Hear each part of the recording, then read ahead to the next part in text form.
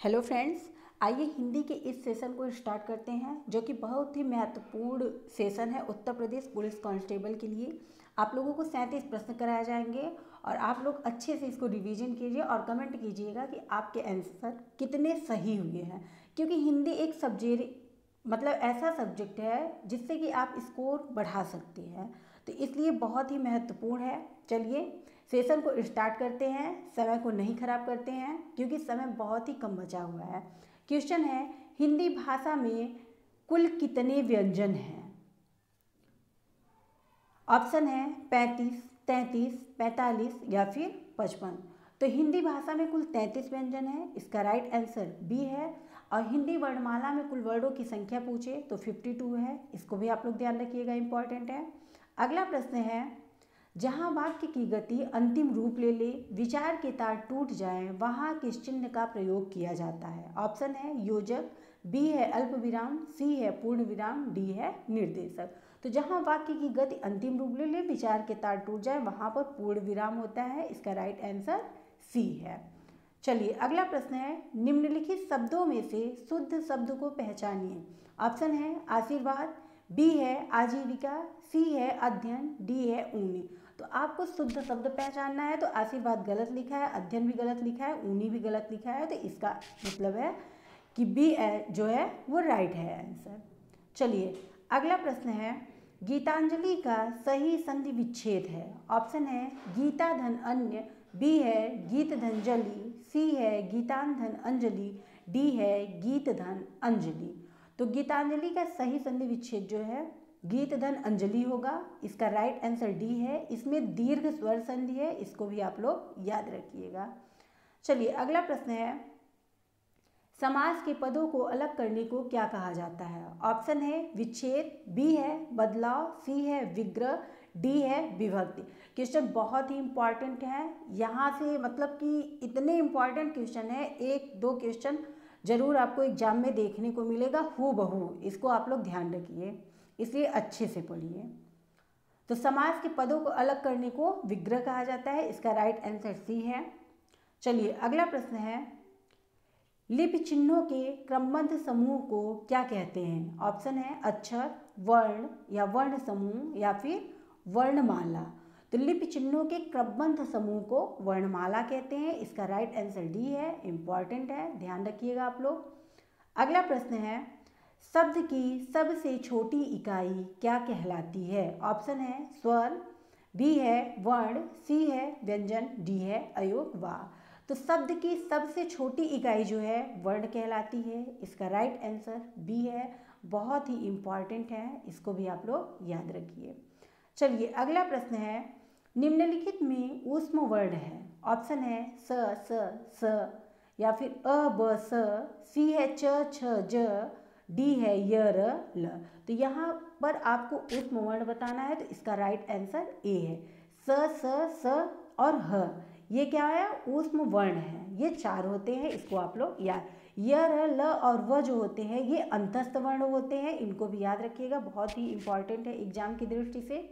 चलिए अगला प्रश्न है, धोबी का कुत्ता न घर का न घाट का लोकोक्ति का अर्थ है। ऑप्शन है गधा बनाना, हेरा फेरी करना, घर का न आना, घर पर आना, और डी है कहीं और ठौर ठिकाना होना। ये बहुत ही इंपॉर्टेंट है, लोकोक्ति और मुहावरे उत्तर प्रदेश पुलिस कांस्टेबल में 1 से 2 क्वेश्चन जरूर आते हैं, तो इसका राइट आंसर जो है डी होगा। धोबी का कुत्ता घर का न घाट का, इस लोकोक्ति का अर्थ है कि कहीं और ठौर ठिकाना होना। ये उत्तर प्रदेश पुलिस कांस्टेबल 2018 में आया है क्वेश्चन। चलिए अगला प्रश्न है, सर्वनाम के कुल कितने भेद होते हैं? ऑप्शन है 5, 6, 7 या फिर 8। तो सर्वनाम के कुल भेद जो होते हैं 6 होते हैं, इसका राइट आंसर बी है। अगर यहाँ 11 दिया होता तो वहाँ आप लोग कंफ्यूज होते, तो ये क्वेश्चन हम आगे कराएंगे कि वो किस प्रकार से पूछता है। आप लोगों को बहुत ध्यान से देखना है क्वेश्चन कैसे पूछता है, फिर आंसर देना है अगर इस टाइप का क्वेश्चन है। तो सर्वनाम के कुल 6 भेद होते हैं, पुरुषवाचक सर्वनाम, निश्चयवाचक सर्वनाम, अनिश्चयवाचक सर्वनाम, संबंधवाचक सर्वनाम, प्रश्नवाचक और निजवाचक सर्वनाम। तो इसको आप लोग याद रखिए। चलिए ये प्रश्न है, ये बहुत ही इंपॉर्टेंट है। हिंदी में कुल कितने सर्वनाम हैं? ऑप्शन है 11, 22, 6 या फिर 8। तो हिंदी में कुल 11 सर्वनाम हैं। इसका राइट आंसर ए है। राइट आंसर इसका ए है। जो होता है कि मैं, हम, वह, तुम, तू, आप, यह, कौन, कोई, जो, सो, ये 11 मूल सर्वनाम हैं। क्वेश्चन ऐसे भी पूछता है कि हिंदी में मूल सर्वनामों की संख्या कितनी है, तो भी 11 होगा। हिंदी में कुल सर्वनाम कितने हैं, तो भी 11 होगा। चलिए अगला प्रश्न है, विद्वान का स्त्रीलिंग बताइए। ऑप्शन है होशियार, विद्वान, ज्ञानी या फिर विदुषी। इंपॉर्टेंट है। तो विद्वान का स्त्रीलिंग जो होता है विदुषी है। इसका राइट आंसर डी है। चलिए अगला प्रश्न है, अर्थ के आधार पर वाक्य के भेद बताइए। ऑप्शन है 2, 4, 6 या फिर 8। तो इसका राइट आंसर जो है डी होगा। अर्थ के आधार पर वाक्य के 8 भेद होते हैं। इसको आप लोग ध्यान रखिएगा। विधिवाचक या विधानवाचक वाक्य, निषेधात्मक वाक्य, प्रश्नवाचक वाक्य, विस्मयादिबोधक वाक्य, आज्ञासूचक वाक्य, इच्छा सूचक वाक्य, संभाव्यवाची वाक्य या फिर संकेतवाची और संदेहवाचक वाक्य। ये 8 हैं जिसको आप लोग याद रखिए। चलिए अगला प्रश्न है, पानी न बरसता तो धान सूख जाता, किस प्रकार का वाक्य है? ऑप्शन है आज्ञावाचक, संकेतवाचक, संदेहवाचक या फिर इच्छावाचक। तो पानी न बरसता तो धान सूख जाता, ये जो है संकेतवाचक वाक्य है। ठीक, इसका राइट आंसर बी है। चलिए, क्योंकि यहाँ पर संभावना व्यक्त की जा रही है ना कि अगर पानी न बरसता तो धान सूख जाता, तो यहाँ पर संकेतवाचक है। ध्यान रखिएगा आप लोग। क्वेश्चन है, छंद पढ़ते समय आने वाले विराम को क्या कहते हैं? ऑप्शन है गति, यति, तुक या फिर गण। तो छंद पढ़ते समय आने वाले विराम को यति कहते हैं। इसका राइट आंसर बी है। क्वेश्चन इंपॉर्टेंट है, ध्यान रखिएगा। चलिए अगला प्रश्न है, यहाँ से क्वेश्चन बहुत ही इंपॉर्टेंट है, कह सकते हैं कि मोस्ट इम्पॉर्टेंट प्रश्न है। आप लोग बहुत ही अच्छे से इसको पढ़िएगा। क्वेश्चन है, वही मनुष्य है जो कि मनुष्य के लिए मरे, यह पंक्ति किसकी है? ऑप्शन है मैथिली शरण गुप्त, बी है रामधारी सिंह दिनकर, सी है प्रताप नारायण मिश्र, डी है जयशंकर प्रसाद। तो वही मनुष्य है जो मनुष्य के लिए मरे, यह पंक्ति मैथिली शरण गुप्त की है। इसका राइट आंसर ए है। यूपी पुलिस में क्या कहते हैं, पंक्ति से जरूर क्वेश्चन पूछे जाते हैं। पंक्ति होती है, कथन होता है कि ये किसका है, तो इसलिए आप लोग इसको अच्छे से तैयार कीजिए। इसका राइट आंसर ए है, ध्यान रखिएगा। चलिए अगला प्रश्न है, इनमें से कौन सी रचना ज्ञानपीठ पुरस्कार से सम्मानित नहीं है? आपको बताना है कि किस रचना को ज्ञानपीठ पुरस्कार नहीं मिला है। ऑप्शन है बुनी हुई रस्सी, बी है उर्वशी, सी है चिदंबरा, डी है यामा। इसका राइट आंसर जो होगा ए होगा। इसमें पूछा है कि कौन सी रचना को ज्ञानपीठ पुरस्कार नहीं मिला है, तो बुनी हुई रस्सी को नहीं मिला है। उर्वशी के लिए मतलब जो रचना है ये रामधारी सिंह दिनकर की रचना है जिसे ज्ञानपीठ पुरस्कार प्राप्त हुआ है। चिदंबरा सुमित्रानंदन पंत की रचना है, इसको भी ज्ञानपीठ पुरस्कार प्राप्त हुआ है। यामा महादेवी वर्मा की रचना है, इसको भी ज्ञानपीठ पुरस्कार प्राप्त है। याद रखिएगा, इंपॉर्टेंट है। चलिए अगला प्रश्न है, हिंदी साहित्य अकादमी की ओर से हर वर्ष सलाका सम्मान पुरस्कार किस क्षेत्र को दिया जाता है? ऑप्शन है भाषा, बी है संस्कृति, सी है खेलकूद, डी है हिंदी को नई दिशा प्रदान करने के लिए। तो हिंदी साहित्य अकादमी की ओर से हर वर्ष सलाका सम्मान पुरस्कार किस क्षेत्र को दिया जाता है? तो इसका आंसर डी होगा। हिंदी को नई दिशा प्रदान करने के लिए हर वर्ष सलाका सम्मान पुरस्कार दिया जाता है। याद रखिएगा आप लोग, बहुत ही इंपॉर्टेंट क्वेश्चन है। चलिए अगला प्रश्न है, जिस कृति के लिए कवि नागार्जुन को साहित्य अकादमी पुरस्कार मिला हुआ किस भाषा में रचित है? ऑप्शन है हिंदी, मैथिली, प्राकृतिक या फिर संस्कृति। तो इसका राइट आंसर बी है, मैथिली भाषा में है। चलिए अगला प्रश्न है, तोड़ दो क्षितिज, यहाँ पर मैं होगा, मैं भी देख लूँ उस पार क्या है, यह पंक्ति किसकी है और बहुत ही इंपॉर्टेंट है? ऑप्शन है रामधारी सिंह दिनकर, बी है जयशंकर प्रसाद, सी है महावीर प्रसाद द्विवेदी, डी है महादेवी वर्मा। तो इसका राइट आंसर डी है। तोड़ दो क्षितिज मैं भी देख लूँ उस पार क्या है, यह महादेवी वर्मा की रचना है, बहुत ही इम्पॉर्टेंट है, पंक्ति है, सॉरी, महादेवी वर्मा की पंक्ति है। चलिए अगला प्रश्न है, हिंदी साहित्य के लिए किसे प्रथम व्यास सम्मान मिला? ऑप्शन है रामविलास शर्मा, रामचंद्र शुक्ल, राम कुमार वर्मा या फिर महादेवी वर्मा। तो हिंदी साहित्य के लिए प्रथम व्यास सम्मान जो है रामविलास शर्मा को मिला है, इसका राइट आंसर ए है। अगला प्रश्न है, समझदार शब्द विशेषण का कौन सा भेद है? ऑप्शन है गुणवाचक विशेषण, सार्वनामिक विशेषण, संख्यावाचक विशेषण या फिर परिमाणवाचक विशेषण। तो समझदार शब्द में विशेषण कौन सा है? तो गुणवाचक विशेषण है, उसकी विशेषता यही है कि वह समझदार है। ठीक, तो यहाँ पर गुण है, मतलब समझदार जो है गुण है उसका। चलिए अगला प्रश्न है, दिए गए शब्दों में से नित्य एक वचन में प्रयोग होने वाला शब्द नहीं है। यहाँ आपको बताना है कि कौन सा शब्द सदैव एक वचन में प्रयोग नहीं होता। ऑप्शन है पानी, हस्ताक्षर, आकाश या फिर जनता।